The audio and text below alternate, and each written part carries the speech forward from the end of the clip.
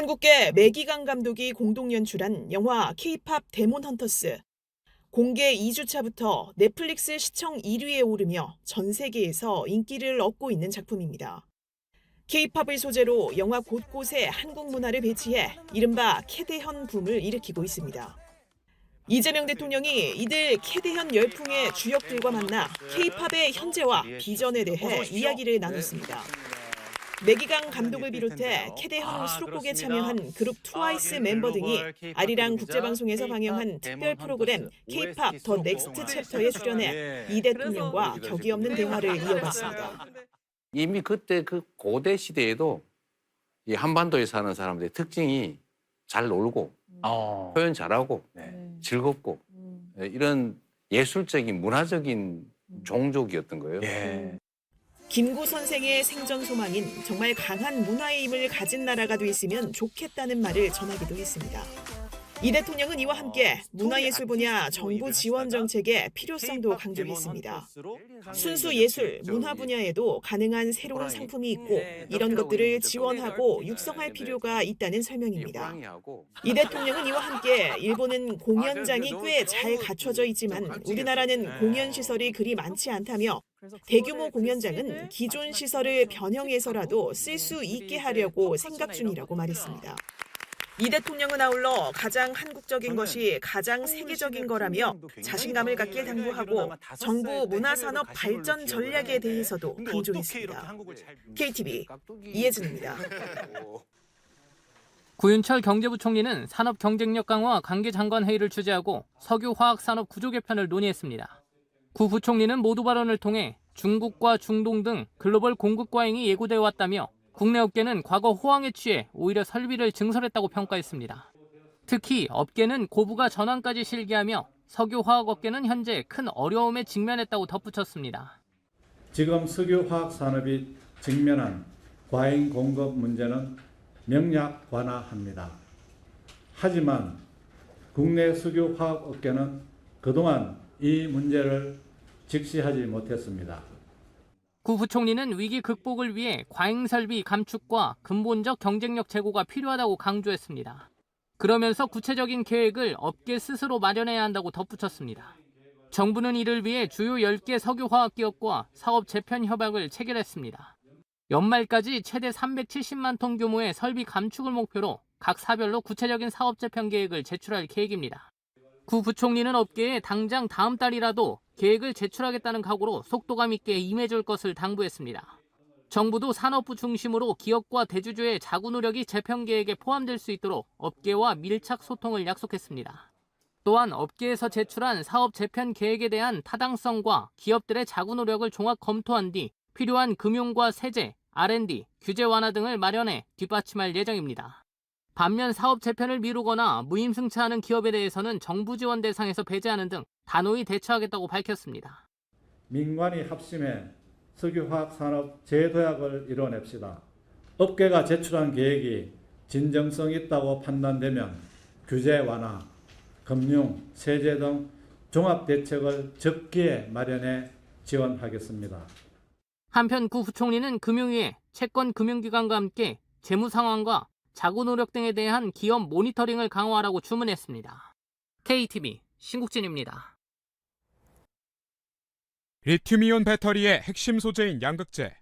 국내 양극재 3사의 영업이익은 2022년 8천억 원 규모 흑자에서 2023년 300억 원대 적자로 전환됐습니다. 지난해에는 6천억 원 가까운 손실로 불어났습니다. 보호무역주의 확산과 우크라이나 전쟁 등의 여파로 원료 가격 급등, 수출 악화가 이어진 탓입니다. 같은 이유로 석유화학, 철강 등 핵심 산업들도 한계에 직면했습니다. 정부는 해법으로 공급망 안정화 전주기 금융 지원을 내놨습니다. 먼저 올해 45조 8천억 원 규모의 정책 자금을 저리로 공급할 계획입니다. 무역보험 등의 보증보험 제공 시 4조 4천억 원 한도 내로 공급망 대상 기업 보증료율을 우대 제공합니다. 자원 확보, 유통, 생산의 3단계로 구분하고 그 특성에 맞춰 맞춤형 금융 지원을 확대해 나갈 계획입니다. 특히 고위험 1등급 경제안보 품목에 대한 공급망 안정화 기금 우대 지원 등 선택과 집중을 통해 정부는 대체 수입처의 수입 단가 차익을 보조하는 등 원료 수급처를 다변화하고 새 수입처 원료를 활용한 중소 중견 기업의 제품 생산을 지원합니다. 민간 자원 개발도 돕습니다. 해외 광물 자원 개발 사업에 약 500억 원을 투자하고 핵심 광물 투자 협의회를 통해 관련 유망 사업을 발굴합니다. 아울러 핵심 광물 민관 공동 투자 규정을 손질합니다. 그동안 투자 기간이 끝나면 투자 원금에 더해 최소한의 수익까지 회수했지만 앞으로는 원금만 돌려받도록 조건을 완화했습니다. 또한 중소 중견 기업에 대한 공급망 기금 지원을 강화합니다.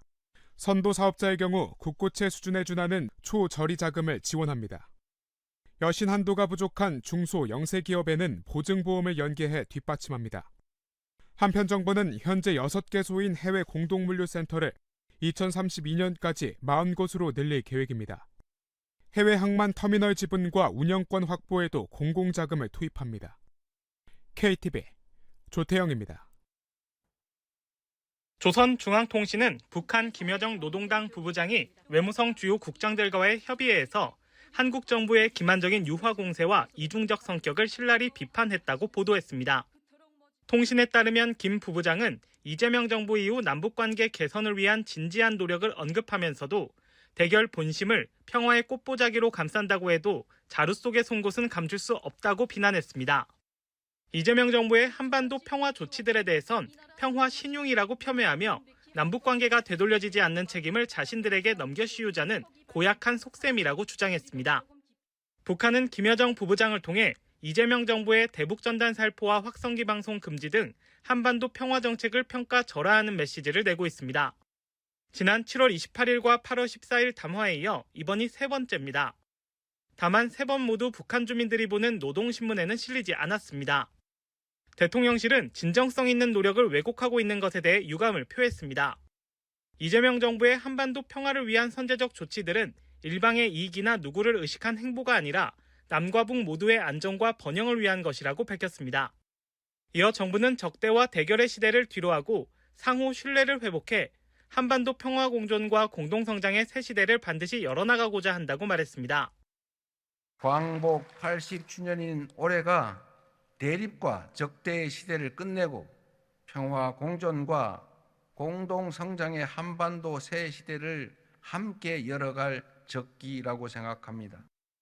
정부도 한반도 평화를 구축하기 위해선 남북이 서로 상대방을 존중하는 것이 중요하다고 강조했습니다. KTV 문기혁입니다. 오후 2시 정각이 되자 공습을 알리는 사이렌이 울립니다. 국민 여러분, 여기는 행정안전부 중앙민방위경보통제소입니다. 현재 시각 14시로 우리나라 전역에 훈련 공습 경보를 발령합니다. 정부 서울청사에 상주하는 직원 모두가 승강기가 아닌 비상계단을 통해 일사불란하게 대피합니다. 20일 오후 2시부터 20분간 전국에서 공습 상황을 가정한 민방위 훈련이 진행됐습니다. 훈련은 공습경보와 경계경보, 경보 해제 순으로 이뤄졌습니다. 훈련에 참가한 시민들은 경보 단계에 따른 행동 요령을 익혔습니다. 김민석 국무총리도 민방위 훈련에 동참했습니다. 김 총리는 총리실 직원들과 함께 부처별로 정해진 대피 공간으로 질서정연하게 이동했습니다. 대피 공간 이동 이후에는 심폐소생술과 방독면 착용법 등 안전교육을 받았습니다. 대피로 확보 여부도 꼼꼼하게 살폈습니다. 대피해서 내려오는 계단이 확보되어 있나요? 한편 이번 훈련에선 긴급 차량 길터주기 훈련도 함께 진행됐습니다. 교통량이 많은 주요 간선도로와 전통시장과 같이 소방차 통행이 곤란한 지역 등 전국 246개 구간에서 각본 없이 실제 출동 훈련으로 실시됐습니다. KTV 윤여석입니다. 안규백 국방부 장관은 한미연합군사령부 전시지휘소를 찾아 연합 방위 태세를 확인하고 의지 자유의 방패 연습에 참가 중인 한미 장병들을 격려했다고 국방부가 밝혔습니다. 안 장관은 이번 연습은 국민주권정부 출범 후 시행하는 첫 연습으로 한미 동맹의 굳건함을 현시하고 연합 방위 태세를 강화시킬 수 있는 소중한 기회라면서 한미 장병이 어깨를 나란히 하며 연습에 매진해 파이트 투나잇의 연합 방위 태세를 확립할 것을 당부했습니다. 카드 소비액 증가분의 일부를 디지털 온누리 상품권으로 환급해주는 상생 페이백 사업. 다음 달 15일부터 상생 페이백 누리집에서 온라인 신청을 받습니다. 신청 대상은 지난해 본인 명의의 국내 신용, 체크카드 소비 실적이 있는 만 19세 이상 국민과 외국인입니다. 지난해 월 평균 카드 소비액보다 올해 9월부터 10월까지 월별 소비액이 증가해야 환급받을 수 있습니다. 지원 한도는 전년 대비 올해 증가분의 20%, 월 최대 10만 원입니다. 지난해 월 평균 카드 소비액이 100만 원이고 올해 9월 130만 원을 사용했다면 6만 원을 환급받을 수 있습니다. 신청 첫 주는 출생연도 끝자리에 따라 신청 일자가 달라집니다. 신청 첫날인 15일에는 끝자리가 0과 5인 사람만 신청할 수 있습니다. 20일부터는 끝자리와 상관없이 누구나 신청 가능합니다. 상생 페이백의 신청 방법과 사용처, 지급 등 궁금해하시는 사항에 대해서는 상담 안내를 받으실 수 있도록 전용 콜센터 1533-2800번을 운영하고 있습니다. 사업 신청은 온라인을 통해서만 가능합니다. 다만 전통시장 상인회나 소상공인 지원센터, 은행 영업점 등을 방문하면 신청에 도움을 받을 수 있습니다. KTV 임보라입니다. 김용범 대통령실 정책실장이 기자들과 만나 주택 공급 대책이 마무리 단계에 와 있다고 밝혔습니다. 김 실장은 수요 대책이 전격적인 효과를 낸 만큼 이에 걸맞는 공급 대책 마련을 주문했고 국토부는 어느 정도 근접한 안을 만든 것 같다고 설명했습니다. 김 실장은 그러면서 주거복지와 부동산 시장의 안정의 중요성을 강조했습니다. 세금으로 집값을 잡지 않겠다는 기조가 이어지냐는 기자의 질문에 부동산 시장 안정과 주거복지를 위한 수단이라면 제약돼선 안 될 거라고 답하며 필요한 수단이라면 세금 정책을 쓸 수 있다는 점을 시사한 겁니다. 그러면서도 세금 정책을 무분별하게 쓰겠다는 얘기는 아니란 뜻을 전했습니다. 아직 발표되지 않은 정부 조직 개편안에 대해서도 입을 열었습니다. 대통령실 정책실이 정부 조직 개편과 대통령 직속위원회 정비를 총괄하고 있다며 조만간 부처 협의를 거쳐 확정할 거라고 말했습니다. 이어 다음 달 열릴 국무회의에서 이재명 대통령이 최종 확정할 거란 설명입니다. 공공기관 개혁에도 속도를 내겠다고 밝혔습니다. 이 대통령이 공공기관 통폐합을 제대로 하라고 지시했다며 조만간 대통령실 내에 공공기관 통폐합 TF를 설치해 발전공기업, 금융공기업 개편 등을 추진할 거란 계획입니다. 김 실장은 아울러 노란봉투법 논란에 대해 많은 의견을 듣고 있다고 말했습니다. 기업들이 다 해외로 간다는 건 과장된 거라고 평가하며 1%라도 그런 가능성이 있다면 대화를 통해 해소할 수 있는 시간이 있다며 우려를 일축했습니다. KTV 최영은입니다. 역대 최대 피해 면적이 발생한 올해 봄철 산불. 헬기 투입이 어려운 야간에는 대체 장비 부재와 험준한 산악 지형 속 인력 진화의 한계가 해결해야 할 과제로 남았습니다. 이에 정부가 산불 진화에 특화된 고중량 드론 개발에 나섭니다. 화염 속에서 소화액을 탑재해 3시간을 비행하며 잔불을 진화하는 드론을 만들겠다는 겁니다. 최대 탑재 중량 200kg, 최대 이륙 중량 450kg 이상이 목표입니다. 해당 기체는 초기 화재 대응과 잔불 제거, 경계선 설정 등 사람이 접근하기 어려운 곳에서 임무를 수행하게 될 전망입니다. 외국에서 운영 중인 유사 기체도 도입합니다. 도입될 드론은 최대 탑재 중량 260kg, 최대 이륙 중량 650kg, 비행시간 2시간의 성능을 갖춘 것으로 기체 개발을 위한 연구와 시나리오 검증 등에 활용될 예정입니다. 산불 진화 특화 드론에 더해 항공기와 조류 충돌을 예방하기 위한 AI 드론 개발도 추진합니다. 공항 조류 대응 AI 드론으로 공항 반경 4km 이내에서 조류를 탐지하고 AI가 비행 패턴을 분석한 후 군집 드론으로 감지와 추적은 물론 샛대를 흩어지게 하는 임무를 맡게 됩니다. 시범 운영은 고성과 고흥 등 드론 비행시험센터와 전남 무안공항에서 이루어지고 공항 조류 대응 시스템과의 연동도 추진할 방침입니다. 성능이 이제 고성능화돼서 우리 사회의 어려운 난제들을 해결할 수 있는 솔루션으로 자리 잡게 되었습니다. 이번 개발을 통해서 공공 수요에 대해서도 판매와 대량 생산이 가능할 수 있도록 체계를 마련해서 국토부는 이번 드론 개발 사업 공모에 선정된 2곳의 컨소시엄이 21일 착수 보고회를 시작으로 본격적인 상용화 개발에 들어간다고 밝혔습니다. 사업 규모는 산불 진화 특화 고중량 드론의 경우 2027년까지 115억 원, 공항 조류 대응 AI 드론은 내년까지 약 50억 원이 투입됩니다. 또 소방청과 산림청 등 관련 기관이 참여하는 실무 TF 체계도 운영해 기체 개발과 현장 실증을 함께 추진할 계획입니다. KTV 이리나입니다. 지난해 국가 온실가스 잠정 배출량이 6억 9,158만 톤으로 집계됐습니다. 1년 전보다 1,419만 톤, 2% 줄어든 겁니다. 부문별로는 에너지 전환 부문에서 온실가스 배출량이 전년보다 5.4% 줄었습니다.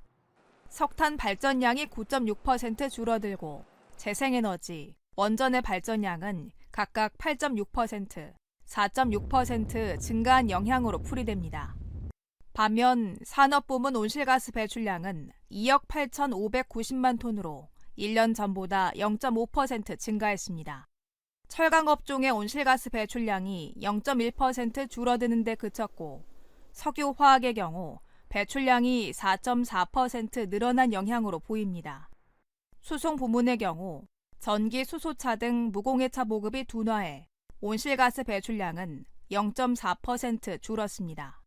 환경부는 2030년 국가 온실가스 감축 목표를 달성하려면 온실가스 배출량을 매년 3.6% 이상 줄여야 한다고 밝혔습니다.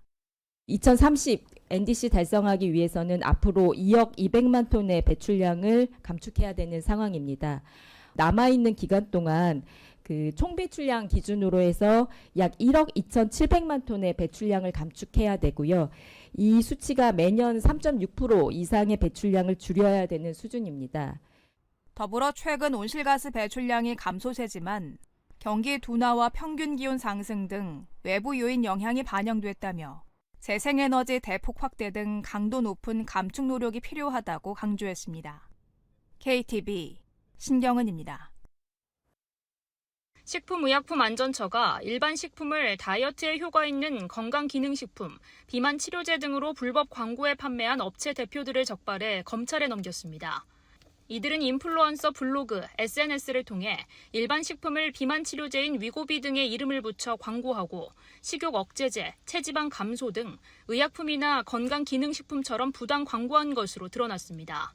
해당 광고에는 판매 사이트가 연결되도록 링크를 걸어둬 지난해 1월부터 올해 6월까지 총 324억 원 상당을 판매한 것으로 확인됐습니다.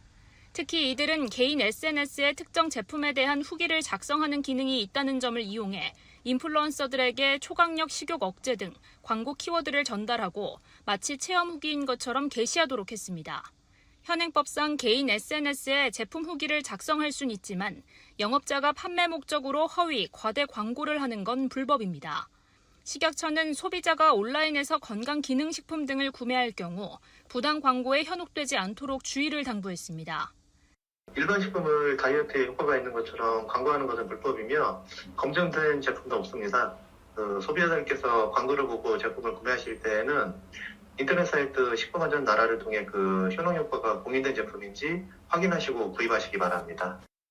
식약처는 온라인 불법 광고 행위를 적극 단속하고 소비자 피해 예방에 힘쓴다는 방침입니다. KTV 박지선입니다. 대통령실은 현존하는 가장 오래된 태극기인 데니 태극기 등 국가 지정 문화재인 3가지 종류의 태극기를 디지털 굿즈로 제작했습니다.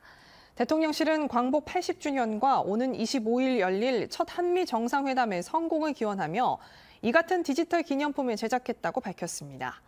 이와 함께 대통령 휘장을 활용한 애플워치, 안드로이드 스마트워치용 배경화면을 함께 공개했습니다.